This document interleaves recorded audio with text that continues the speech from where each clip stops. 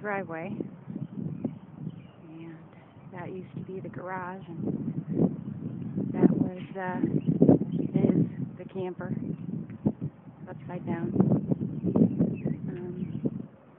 I think that wall belongs to the living room, and that's the entryway closet.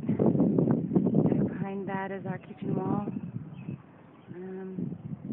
Next to be okay because nobody was hurt. Anna's room.